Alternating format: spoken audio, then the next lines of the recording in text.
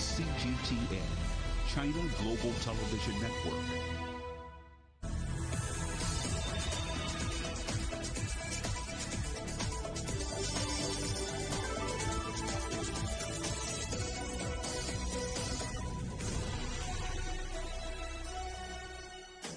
Live from London, this is Global Business. Hello, welcome to the programme. I'm Jamie Owen. And I'm Robin Dwyer. Our top stories. President Joe Biden approves the deployment of more troops to Eastern Europe amid tensions on Ukraine's border with Russia. Our other headlines: nuclear and gas is green, so says the EU. But environmentalists are furious that the new classification at Austria threatens legal action. UK Prime Minister Boris Johnson faces further pressure to quit from within his own party over illegal lockdown gatherings. France lifts a range of COVID lockdown restrictions despite daily new infections topping 400,000. And an Olympic first before the Winter Games even begin. Underwater robots take part in the torch relay ahead of the opening ceremony.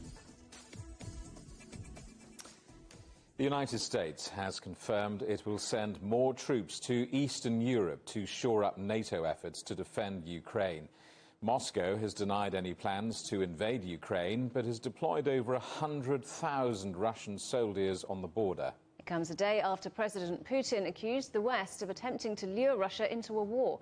A short time ago, the US Defense Department gave details of the latest US troop deployment to Romania, Poland and Germany. I want to be very clear about something. These are not permanent moves. They are moves designed to respond to the current security environment. Moreover, these forces are not going to fight in Ukraine. They are going to ensure the robust defense of our NATO allies. Well, let's talk to our correspondent, Julia Chapman in Moscow. So, Julia, how will this US troop deployment to the region be viewed where you are? It's undoubtedly not going to go down very well here in Moscow. All along, Russian officials have been pointing the finger of blame at the West for stoking tensions, and this is likely to be viewed in that light once again. As you mentioned, President Putin accused the US of trying to lure Russia into a conflict and using Ukraine as a tool for that. Of course, these forces aren't going to be going to Ukraine. Some of them will be in Romania, which does border Ukraine. It also borders the Black Sea, as does Russia. Certainly, Russian officials have been all along denying any intention to invade Ukraine, and they have been obviously putting many troops on the Ukrainian border, not just from the Russian side, but also in Belarus as well, where they're carrying out drills, according to military officials. But tensions do continue to be very high, and US officials do still believe that the threat of an invasion is still possible. And Julia, UK Prime Minister Boris Johnson and President Putin are due to speak on the phone, and this was the call that was originally due to take place on Monday. So what can we expect? That's right. It had to be postponed from Monday when Boris Johnson had to face scrutiny over the Downing Street gatherings. This, of course, has been met with some amusement here in Moscow. It's been discussed widely in the state media. But the Kremlin says that President Putin is willing to talk about the ongoing issues with anyone, even, as he put it, the utterly confused. So there are quite low expectations of this call. There's been a lot of derisory remarks from Russian officials. One Russian official at the UN said that British diplomacy was absolutely useless. So quite a low starting point. It also comes after Boris Johnson visited Ukraine, offering more financial support for good governance and energy independence. There's also been military support, defensive support offered from the UK to Ukraine as well. So Boris Johnson trying to show that the UK is involved in the diplomatic efforts and that it will stand up to Russia. Julia, thanks very much. Julia Chapman there in Moscow. So the United States is sending more troops to Eastern Europe, while the UK and Ukraine have announced plans to strengthen regional security. What about the EU? While much of Europe is united in saying Russia will pay a high price if it attacks Ukraine, actually agreeing a common policy on arms support is proving rather more difficult. From Brussels, our correspondent Trent Murray reports.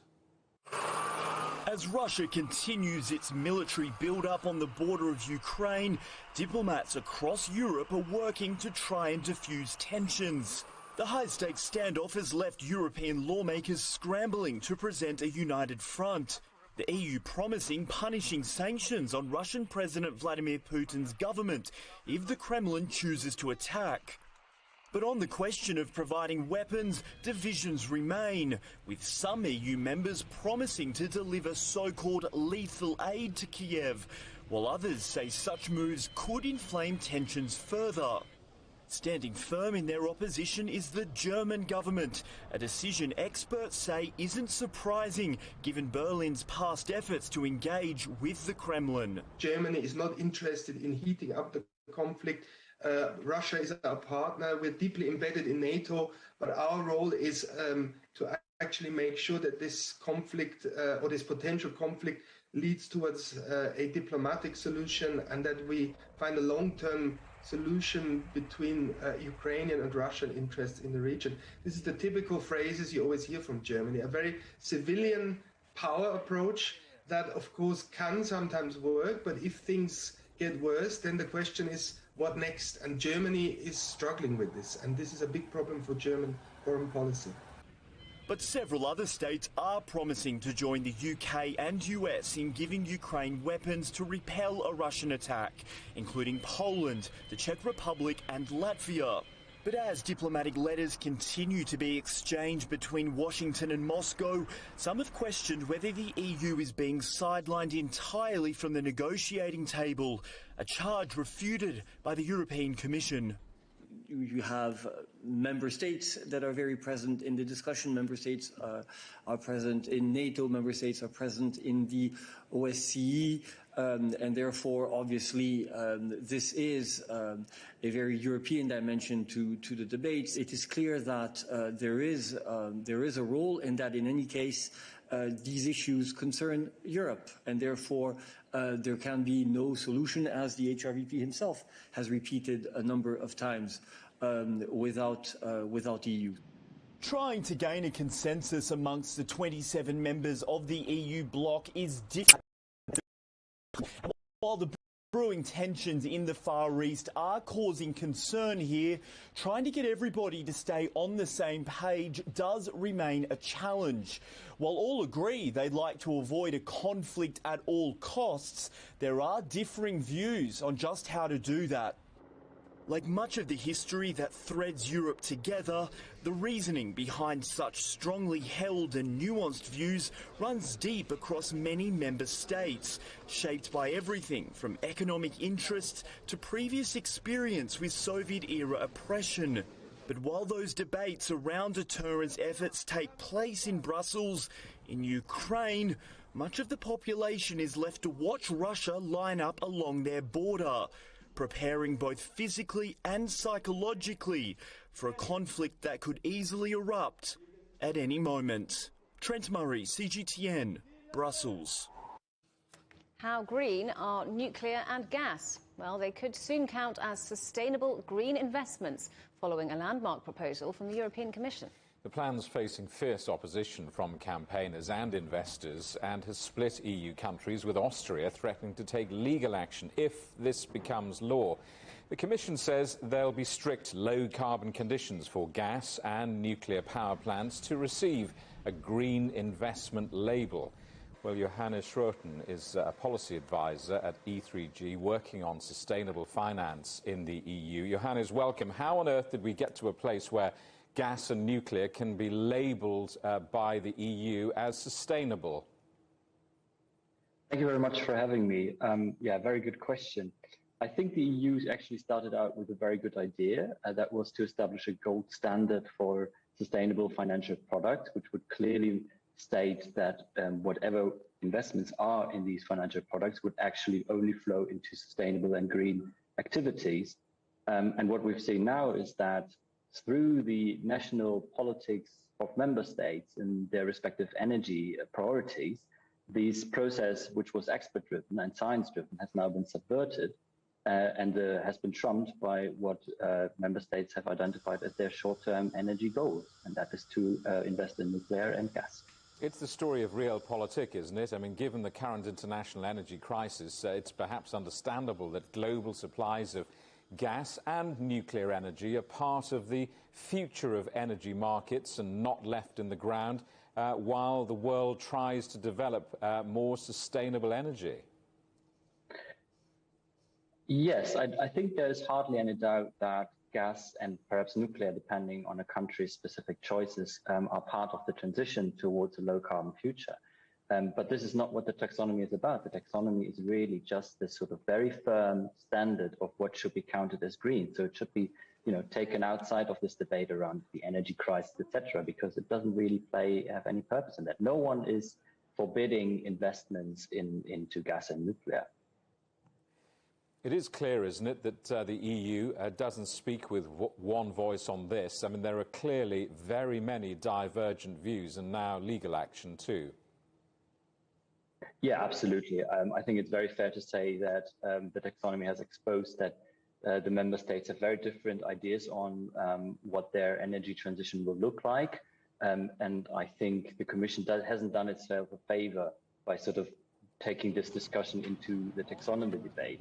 I think there would have been other fora where, there is no question that France can continue to its path on nuclear energy, and Germany will probably have to invest a little bit in gas in order to achieve at 100% renewable energy towards 2050. But it is a very sad process indeed that the taxonomy debate has been affected by these kind of controversies. And I wonder, where does this leave the EU's rather lofty commitments and ambitions on climate change? Well, it certainly isn't, let's say, a positive sign from the EU, that's for sure. I think the EU has rightly claimed to be a climate leader so far. I think the ambitious goals around climate neutrality until 2050 and also the actual legislative packages that are now being prepared, the Fit for 55 package, etc., are a step in the right direction, and that this leadership ambition is now torpedoed by, again, short-term energy policy interests from member states is really sad. And indeed, we already do see that at least in this labeling part. So there are other countries and jurisdictions who are preparing their own taxonomies so that the EU standard could either influence those countries, as it done in South Korea, which has now labeled gas also as green, or in the case of China, which has 2 years ago decided to take gas out of its green bond standard, that other jurisdictions are now a front runner in this field. Johannes Schroeten, thank you very much for coming on the programme. Good to talk to you. Thank you. You're watching CGTN. Still ahead. The next chapter in COVID, Spain is trialling new vaccines which might offer total immunity to coronavirus.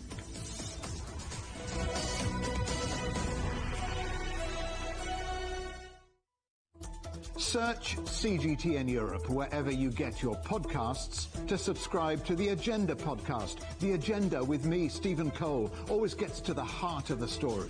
Just subscribe today and listen now. Events have consequences. Words create impact. One more offensive in a long line of battles that's been ongoing for more... Just got to be careful here with some gunshots. Excuse us. The world today matters for your world tomorrow. The number of casualties is growing quickly. Why, this is one of the hardest hit towns in the region. The world today, every day on CGTN. Facing the unknown is always difficult. In a world in turmoil, it's easy to lose orientation.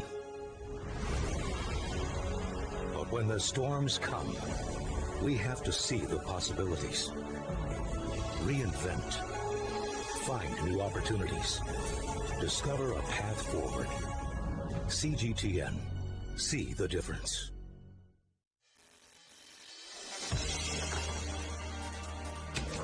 The world has changed under the pressure of the pandemic. For many of us, life is returning to some kind of normal.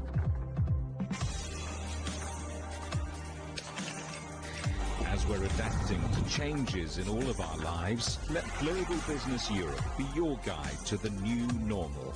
Join us weekdays on CGTN. Beijing, China's capital and its cultural nerve center, a modern metropolis with traditional roots. And now it becomes the first city in the world to host both Summer and Winter Olympics.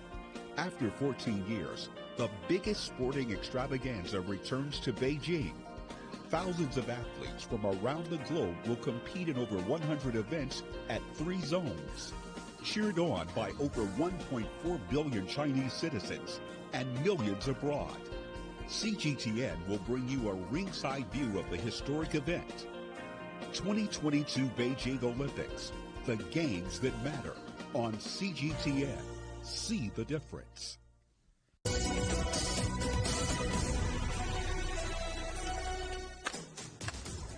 Welcome back to Global Business Europe. A quick reminder for you that CGTN is available to watch for free on all the major digital platforms, on Smart TV or online on Roku, Apple TV, Amazon Fire and Android TV, YouTube and Dailymotion, CGTN.com and the CGTN app, and in the UK on Freeview. The UK Prime Minister Boris Johnson is facing further calls to resign, with another prominent member of Parliament from his own party saying he'll submit a letter of no confidence amid the row over illegal lockdown parties at Downing Street. Tobias Ellwood joins a number of other Conservative members of Parliament in calling for a leadership challenge. But Johnson showed no sign of backing down in the House of Commons. Let's talk to our correspondent Andrew Wilson. Andrew, just how bad is this situation now for the Prime Minister? Jamie, we're getting into really uncharted territory here. I mean, the attack on the Prime Minister's reputation is pretty full, it's pretty solid, it's pretty well backed with evidence, and many people are now starting to, who are supporters of his, are now starting to turn their backs on him. You mentioned Tobias Ellwood, another MP in the last couple of hours, and Mr. Anthony Mangnall, another Tory MP, has also said that he wants the Prime Minister to resign, and also sent in a letter of no confidence to party officials. Now, at my count, that is 6 letters of no confidence that have been sent to party officials, but actually 12 MPs, sitting Tory MPs in the Tory party, who've called publicly for his resignation. Now, it's not a rebellion, but that's the public side of it. What's going on in the background is harder to tell. But after Sue Gray's initial report on Monday, the Prime Minister appeared pretty bruised by that. And there is still, of course, the police report to come in several weeks' time. Meanwhile, the Prime Minister goes off to the Ukraine and does the statesman thing. He meets with President Zelensky and talks about the defence of Ukraine and discourages publicly Russia from making aggressive moves across the border and all the rest of it, and then appears at question time today seemingly full of beans and his, with a spring back in his step. Now, Keir Starmer, the leader of opposition, attacked him more about the economy this time rather than pursuing these allegations of parties in Downing Street. I don't know if that was necessarily the best strategy, but nonetheless, they went head-to-head over tax and over the economy, and it gave Boris Johnson an opportunity, actually, to talk about the vaccine programme and how well the government had handled the COVID crisis and how well they'd come to the rescue of the economy and all the rest of it. Keir Starmer tried an interesting attack at one point, comparing the government to a 90s road movie which ended in disaster. And the Prime Minister turned on his heel and compared Keir Starmer and his people to a 70s comedy cartoon. That's how bad it got today.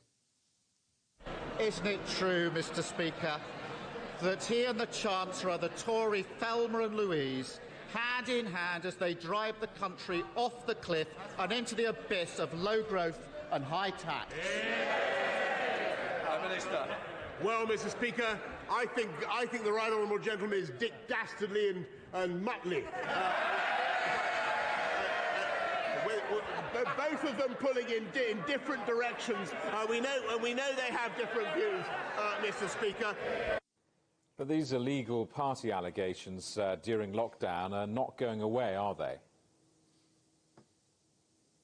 No, they're not. And how often can you say that you've got a sitting Prime Minister with an active police investigation going on into his conduct and the conduct of his office, which may result in low-level prosecutions and accusations of law-breaking? That's an extraordinary situation to find oneself in, and clearly it's disturbing many members of the Houses of Parliament, both on the opposition benches and the Conservative benches, and that's still being weighed up amongst the Prime Minister's allies about how much further they can pursue this. Now, given that Keir Starmer decided to attack more on the economy in PMQs today, it was down to the Scottish National Party leader Ian Blackford to go after this issue of parties. He singled one out in particular, which hadn't been discussed much before the Sue Gray report came out, which was one on the 13th of November, where it's alleged to have taken place not in the Downing Street offices, but in the accommodation above Boris Johnson's own private flat where he lives while he is Prime Minister.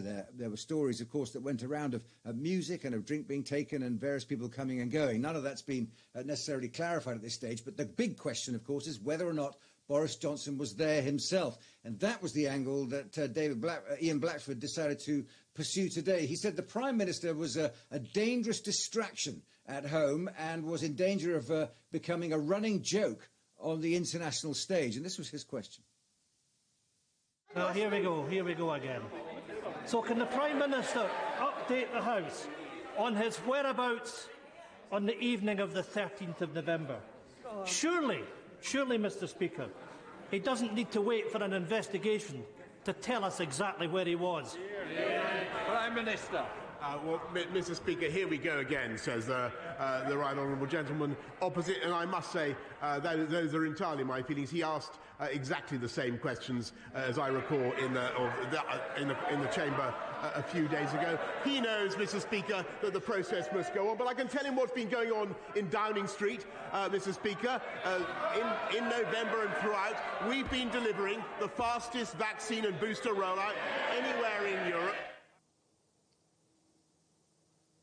So, of course, he's been asked these questions again and again for the past few weeks, and previously the Prime Minister would bat them away, saying he wanted to wait for the results of the civil service inquiry. Now he's saying he wants to wait for the results of the police inquiry. This will have the effect, observers believe, of buying some time for the government and the Prime Minister and his allies to continue to try and put forward positive messages about the Prime Minister, such as visiting to Ukraine and talking about the vaccines and all the rest of it, and also for the Prime Minister's allies to keep an eye on any Conservative Party MPs who are starting to lose faith and considering perhaps sending in these dreaded letters of no confidence. So there'll be that internal battle going on, but it may give the breathing space the Prime Minister needs to take the heat off it. But on the other hand, when high-profile MPs like Tobias Ellwood decide that they are going to publicly call for his resignation and publicly say they're writing letters of resignation, letters of no confidence to the party officials, that will encourage others to think again about whether or not they shouldn't be taking the same points of action. So with the pressure from the opposition and this indecision but nervousness within his own party, the Prime Minister is by no means out of the weeds yet. Andrew, thanks for that. Our correspondent, Andrew Wilson. Eurozone inflation rose to a record high last month, casting doubt over central bank expectations that price pressures are temporary. It hit 5.1% in January, up from 5% in December. The European Central Bank had forecast it to fall to 4.4%. Soaring energy prices are continuing to drive inflation, and food prices have also surged. In the UK, shop price inflation almost doubled in January to the highest levels for almost a decade, up 1.5%. Exceptionally high demand for furniture and flooring pushed up inflation for non-food items. But food prices also rose by 2.7% in January, with produce impacted by poor harvests and labour shortages. India says it will launch a digital version of the rupee this year. It's the latest major economy to announce an official virtual currency as China trials the digital yuan. It's also planning a 30% tax on income from digital assets, meaning profits from trading or transferring cryptocurrencies will be placed in the country's highest tax band.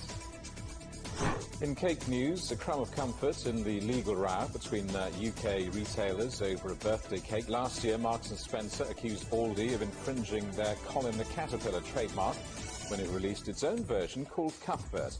The lawsuit became an online sensation with a free Cuthbert campaign. The retailers have now agreed a settlement with Aldi, tweeting that Cuthbert has been freed, let out of jail early on good behaviour. And here's something else to get your teeth into. In the United States, the tech-focused NASDAQ jumped on Wednesday and it's looking to extend its gains for a fourth day as some big names bring in mixed results. Let's talk to not Colin the Caterpillar, but John Terrace in New York. John, firstly, how did Alphabet, the parent company of Google, get on?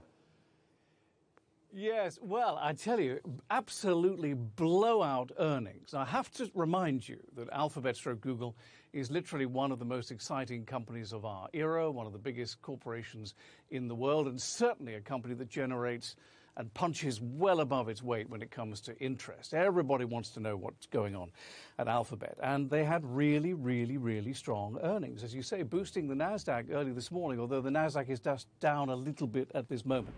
But we'll see what happens as the rest of the day goes on. Google shares, by the way, just shy of $3,000 a piece. Isn't that amazing? Up 9% yesterday, up 6% now. It was a massive beat on advertising. The spend goes on and on at Google. On the cloud business, its guidance was very good as well. The long-term growth future seems to be pretty secure. And the company broke for the very first time the $200 billion annual revenue mark. And now this is of real interest to our viewers around the world, because what they're doing is a 20-for-1 stock split. What does that mean? It means that if you own a Google share, then you're going to get 20 now, basically, and it will bring the price down to about $140, $140, not $3,000. So many more people around the world can afford to buy it if they wish to. Now, this is, I think, fascinating. Google went public in the NASDAQ in 2004, 18 years ago, at $85 a share, okay? So that means that in the last 18 years, it's increased by 3,429%. And I think there could be a Dow Jones listing coming now for Google. We'll see about that. But I did a quick bit of maths, and I hope I've got it right here. But if you had bought a Google share in 2004, you'd now have $3,000, obviously. If you could have afforded $850, you would now have $30,000.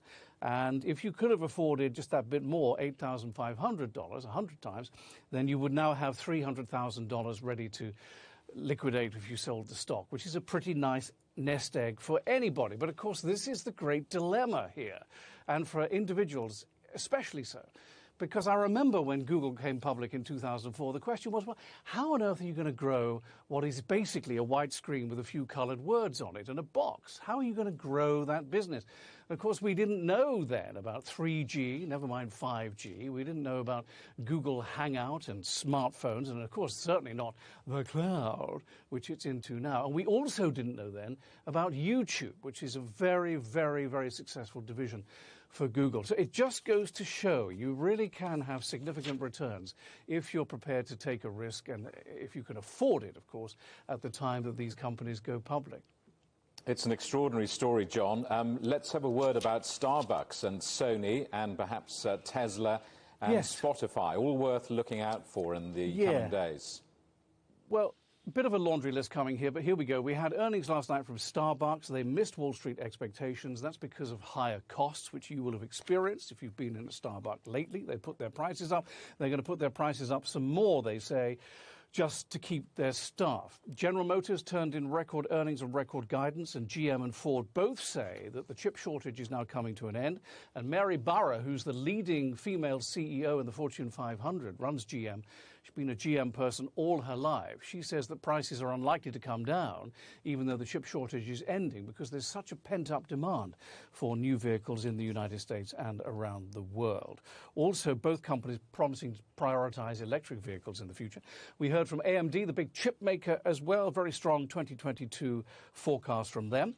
And Sony, as you rightly say, their guidance very, very strong, based on the movie Spider-Man No Way Home, which is the 6th biggest in the world ever. And, of course, I told you 2 days ago they took over Bungie. PlayStation took over Bungie, the game maker. Halo is their big game. They're based in the northwest of the country, and they've done that the better to take on Microsoft and Activision Blizzard. So that's the big battle for eyeballs in the gaming world at the moment. Finally, in 4 hours' time, we will indeed have some big companies. Meta, which you know better as Facebook. We're also going to hear from Tesla. They had an 87% increase in deliveries in 2021, so I can't believe their earnings will be all that bad. And Spotify, with the Joe Rogan thing rumbling on and on here, and this battle between how much you pay for a big star. like Joe Rogan, compared to how much controversy he brings in, compared to how much you upset the mores of the time and damage your brand. That story is going to run and run, I think. And just finally, it could be because the advertising spend at Google was so big that might actually hurt or turn out to have hurt Facebook and Spotify. We'll see. But we'll know more in about 4 hours' time. John, thanks for that. Much appreciated. John Terrors, our correspondent in New York. You're watching CGTN. Still ahead. How much will we all be paying for oil in the coming months? We're reporting on the big OPEC meeting where those decisions are made. Next.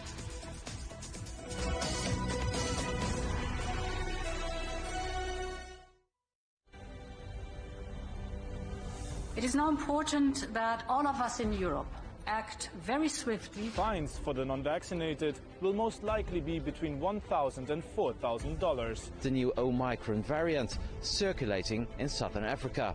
The financial markets have also reacted badly to the news. Growing dissatisfaction with the way the Dutch government is handling the pandemic. Cancelling the city's main public Christmas markets for the second year in a row.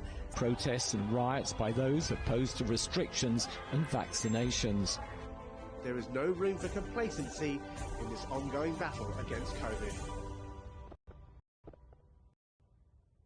On the agenda with me, Stephen Cole, we look up into space. We look down into data. We look at debt. We look at politics. We look at opioids, climate change. We look at all the issues that really matter around the world. But you matter too. We want to tell the stories you want to see and hear about. Make it your agenda.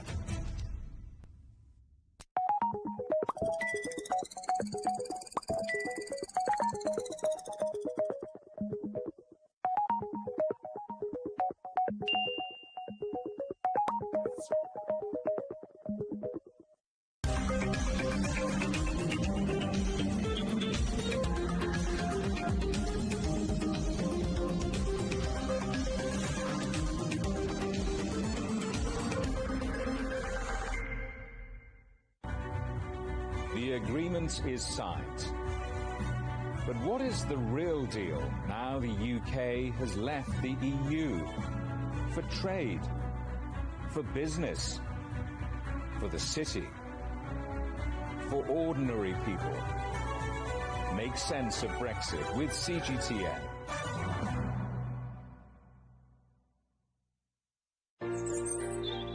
Ever wondered what's the difference between a bear and a bull market? Where are the cash cows? And who are the lame ducks? And what exactly are black swans? Grey rhinos? And unicorn companies? Make sense of it all with Global Business, only on CGTN.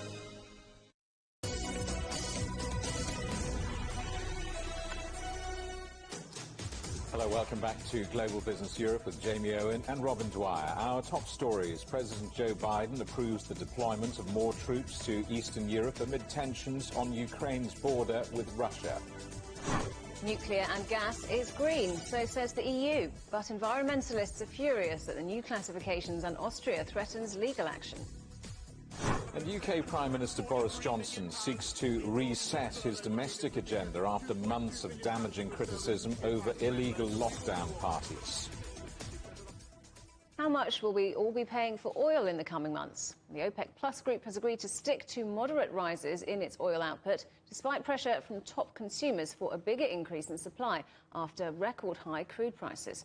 The Organisation of Petroleum Exporting Countries and Allies, led by Russia, has faced calls from the United States, India and others to pump more oil as economies recover from the pandemic. Well, let's talk to our correspondent Johannes Pleshberger in Vienna. So, Johannes, what more do we know from this meeting? Well, the situation ahead of today's OPEC Plus meeting was quite different compared to the past months. First of all, because of the high oil prices, the oil has surpassed the $90 per barrel mark for the first time in over 7 years. And secondly, because of the geopolitical risks that are still high, especially because of the tensions between Ukraine, Russia, NATO and USA. And despite all of this, OPEC Plus members have again agreed to only moderately increase their oil output of about 400,000 barrels per day. And Johannes, what does this decision mean for the oil market and for all of us as consumers? Well, we can expect continuing high oil prices, and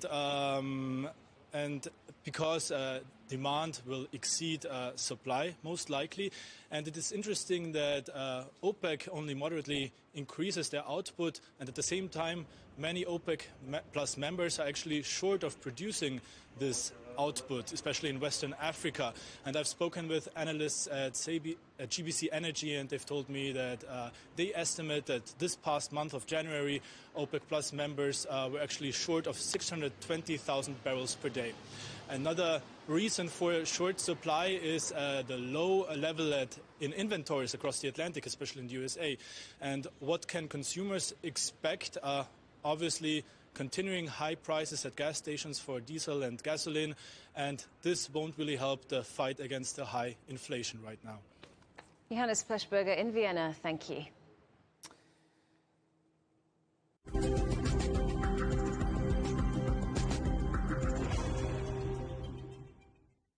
France is easing some coronavirus regulations despite daily new infections topping 400,000. Many COVID hospital wards are still under pressure. Our correspondent Ryan Thompson reports now from Paris. COVID rules are easing across France, but the change is hard to see. Vaccine passes and face masks have become the new normal here, but from Wednesday, life is getting even closer to what it was like before the pandemic.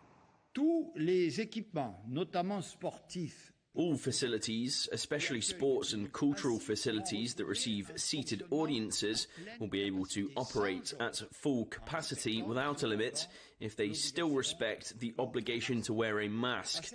At the same time, remote working will no longer be compulsory, but will remain recommended, leaving it to companies to maintain the right level. Wearing a mask will no longer be required when being outdoors. France has been progressively easing COVID restrictions since the summer, thanks to a vaccination rate over 90%. But the gears were put in reverse in December, when the Omicron variant started to spread across the country, even among those who were vaccinated. Among dozens of new rules that were introduced, cafes could only provide table service, and nightclubs had to shut completely. The image of the typical Parisian bistro, with people having a drink at the counter with their neighbours, friends, we have missed it a little. We are very happy things are going back. The government insists that Wednesday's easing is a measured decision because Omicron cases have peaked in many regions and Delta infections are declining. But Omicron cases now account for a majority of COVID hospital deaths. And some doctors say they're still struggling 2 years into the pandemic. The new COVID waves are worse. It's just worse. We have all the problems of COVID and the system is literally falling apart on all sides. It's much more difficult. And Wednesday's easing is just step one. More rules will be scrapped in 2 weeks' time with the reopening of nightclubs and the return of refreshments to cinemas and stadiums. As of just 1 week ago, all of these venues are now only open to those who are fully vaccinated because of vaccine pass rules, which the government says will be in place for at least 6 months. Ryan Thompson, CGTN, Paris. Spain, like many other countries, is trying to develop its own vaccine against COVID-19. However, unlike the current jabs available, one potential vaccine being developed in Madrid is designed to provide total immunity rather than partial immunity against coronavirus. Our correspondent Rahul Pathak reports. In the long war against COVID, Spain has often found itself on the front line.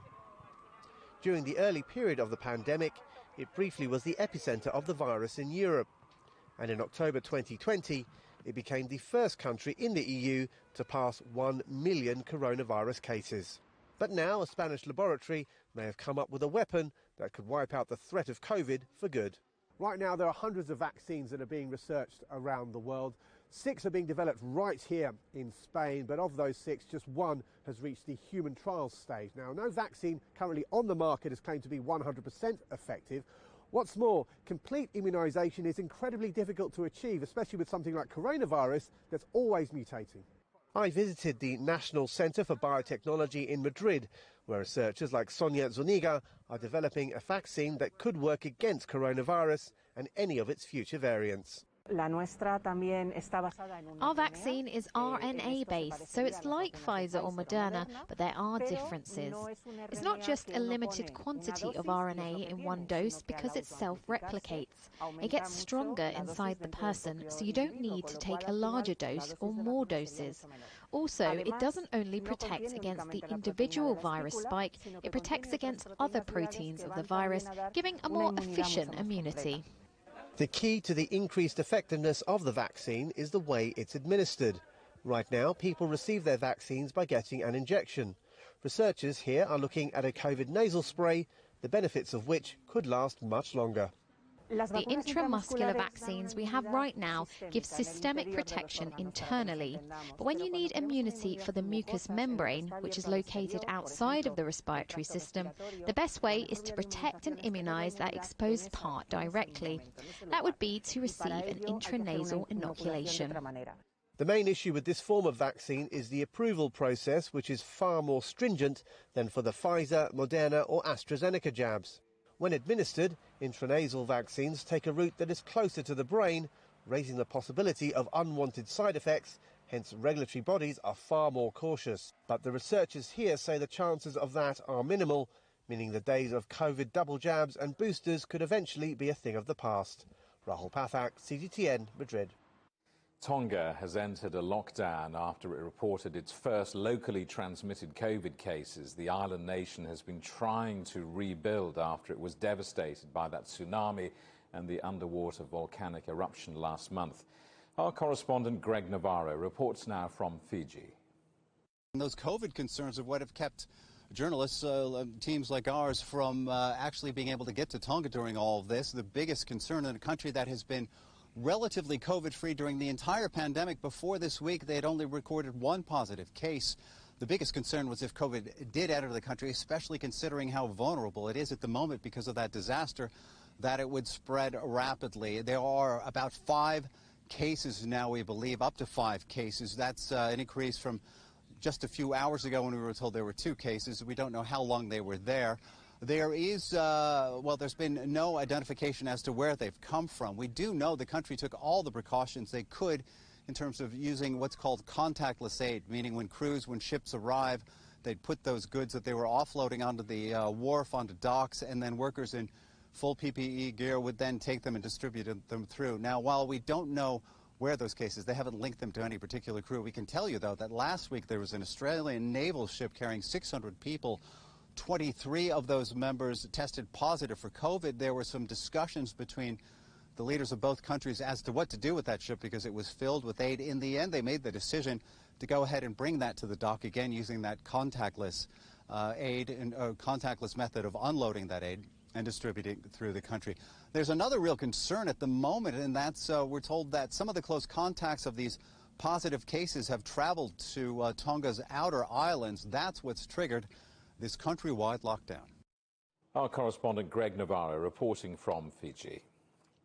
Universities in Afghanistan are reopening for the first time since the Taliban took control of the country last year. Female students have been seen heading back to campus along with their male counterparts, but education officials say classes are separated by gender. The Taliban has been unclear on its plans for women's education, with high school girls in many provinces still not allowed to participate.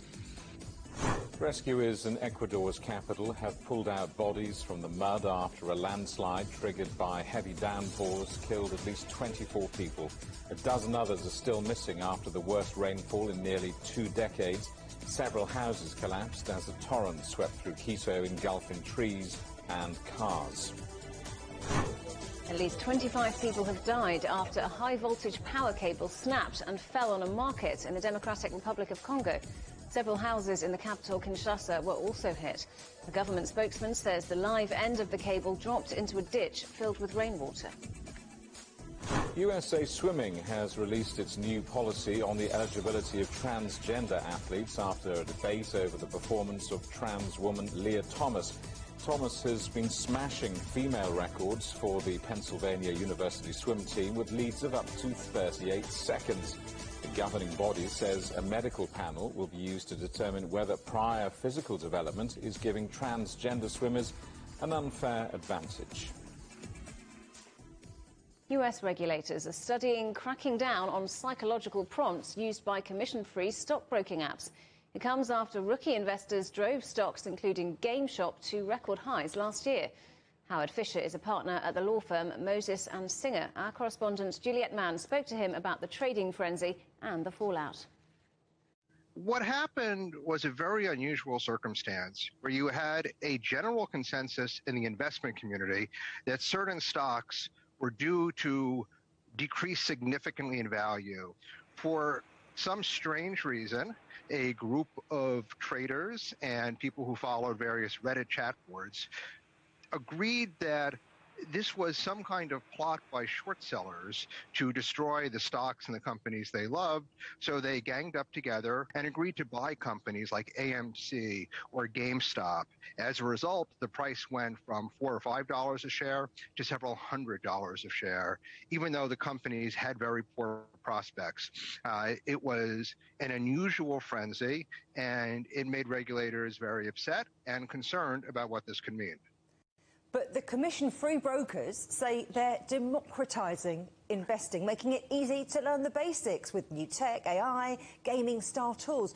Or is that just a marketing ruse to hook young investors? What you have seen is, in some sense, a democratization of the investment world. You've had well over 1 million investors between the ages of 18 and 21 join the markets. These are people who in America can't legally take a drink, yet they could trade away their entire life savings. And what a lot of them don't fully understand is, one, that what goes up could go down, and two, that the people who are providing the trading platform might not necessarily have their best interests at heart. So let's talk about what the potential consequences could be. I mean, what effect could the SEC investigation have on digital engagement practices? I mean, are we looking at game-changing compliance burdens? What I can see the SEC putting into effect are several potential changes. One is that they could regulate fewer kinds of push activity. And the problem is that there are these bolts of serotonin and adrenaline jolts that you get when you engage in trading on some of these platforms. The famous one is the famous confetti spur you get when you buy or sell shares of a stock. I could see the SEC limiting or even eliminating that completely, and that raises another issue, and that is the content of a user interface itself a form of provision of investor advice? And these are very complicated legal and technical issues, and I'm not so sure that the SEC or European regulators are fully able to figure out psychologically what kind of interfaces are the kinds that promote reckless trading and which are harmless. Digital investing, it has that air of the Wild West, and I'm wondering if these retrospective moves to regulate are going to be enough, or if the horse has already bolted. Regulators are always approaching the last issue. And online trading has significantly decreased from the era of the GameStop frenzy. So maybe the behavior of people during this GameStop and meme stock frenzy was just a fad. Some people have proposed what's been referred to as the boredom hypothesis, which is that in a lockdown, especially one where sports have been limited and you have fewer opportunities to bet on sports, people are bored. They look for amusement, so they go to trading. They did that for a year or so. On to the next thing, on to the next TikTok dance phase. So, it may be the case that the phase has burnt itself out, and maybe there is no need for regulation. I don't think the SEC sees it that way. I don't think other regulators see it that way, but that's always a possibility. You're watching CGTN. Still ahead. From Mickey to Mulan, Disneyland, California welcomes in Chinese New Year.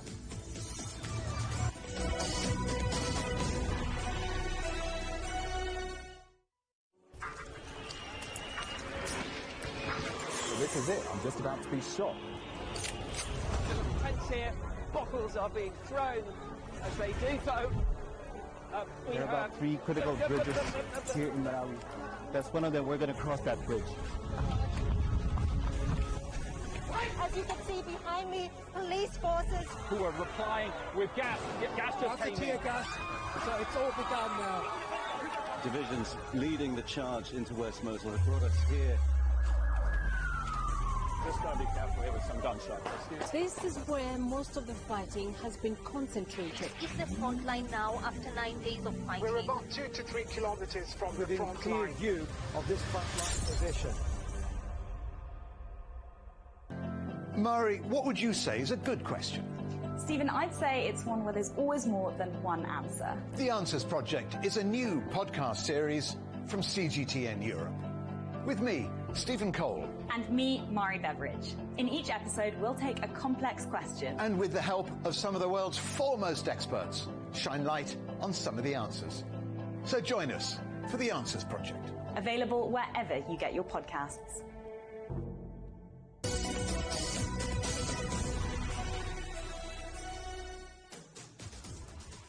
Welcome back to Global Business Europe.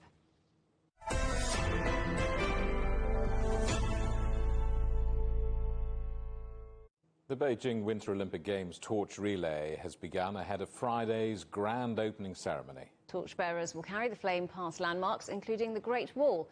But the 3-day relay has been shortened considerably due to concerns over coronavirus. Our correspondent Dai Kai reports. More than 400 torchbearers hit the road to pass on the flame from Beijing Olympic Winter Park and Shougang Park in the capital city of China on Wednesday afternoon, covering more than 20 kilometers. I think this torch is heavy. Of course, the design is very beautiful. Maybe the reason I feel it's very heavy is I have more expectations for these games. The torch relay demonstrates a long-standing goal to boost winter sports in China. Since we decided to bid for the Olympics, one of our goals was to get 300 million people into winter sports. According to the National Bureau of Statistics, 346 million have showed interest. That is to say, this goal has been achieved even before the start of the Winter Olympic Games. This is a very remarkable thing in the world. The torch relay at the Beijing Olympic Winter Park took more than 6 hours, longer than any other leg of the torch relay. I feel very proud and particularly honored to participate as a torch bearer at the Winter Olympics. Beijing is the only city in the world that has hosted the Summer Olympics as well as the Winter Olympic Games. So it's a very, very special event. Wednesday's highlight includes the first ever underwater torch relay between robots in Olympic history, completed by an amphibious robot and an underwater one. The relay included robots sliding from the ice into water and then passing the torch. I feel that a lot of very new technology is used in the 2022 Winter Olympics. I was surprised when I saw the relay fire sticking out of water. I haven't seen it before, and I haven't had much contact with this kind of robot before. Today is the first time I see it with my own eyes. Organizing officials said in an earlier press conference that the torch relay of the Winter Olympics would feature technologies like amphibious robots, and the flame would be passed on underwater. They expressed hope that one day these technologies could be applied broadly as scientific knowledge continues to advance. Dai Kai, CGTN, at the Winter Olympics Park, Beijing. And the first sporting action is already underway in Beijing. Mixed doubles curling opened the games at the National Aquatic Centre, now known as the Ice Cube. 8 teams taking part. China has beaten Switzerland and Britain won against Sweden. The favourite, Canada, doesn't play until Thursday.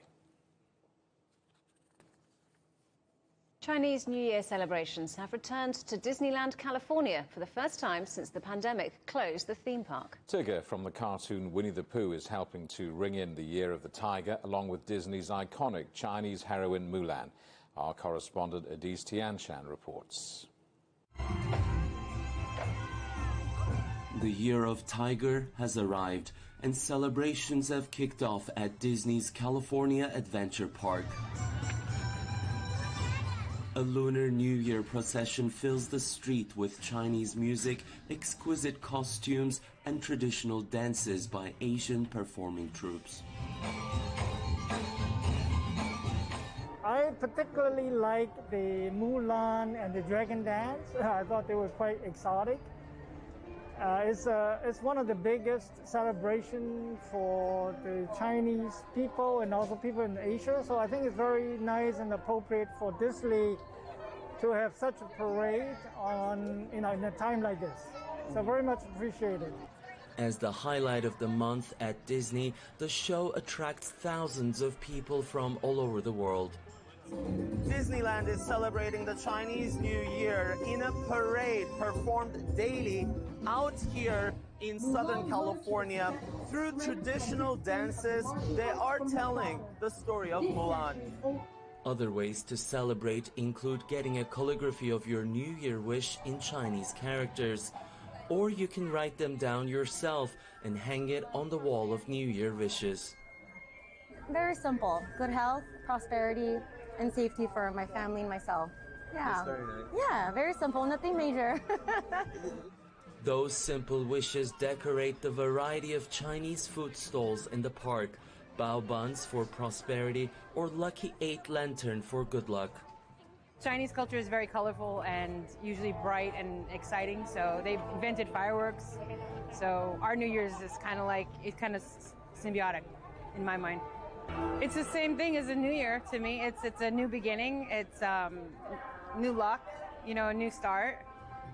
A new start for thousands of people who are celebrating Chinese New Year with music, dance, arts, and food.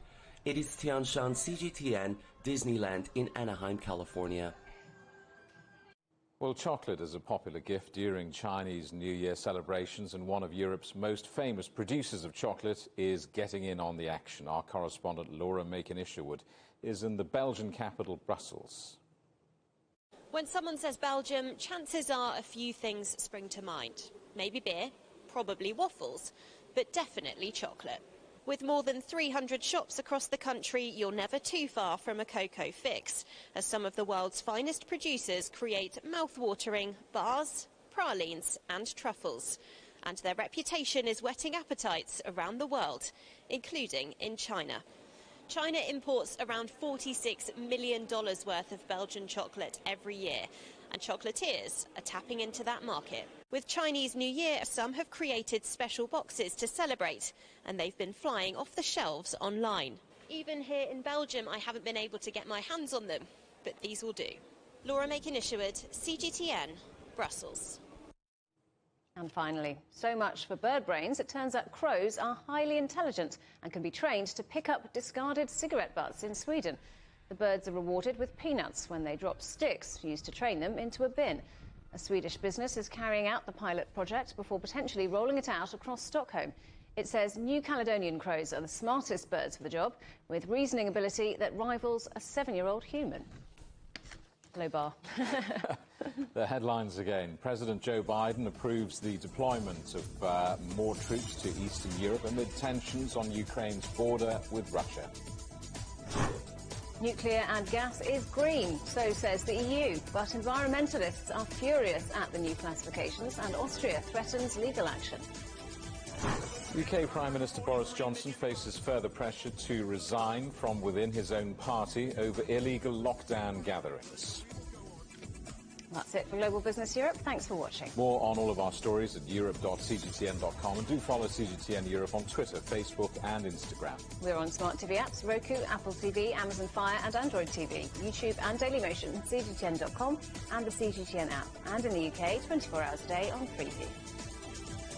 Coming up next on CGTN, it's Africa Live. We'll see you again tomorrow, same time, same place. From all of the team in London, it's goodbye. Goodbye.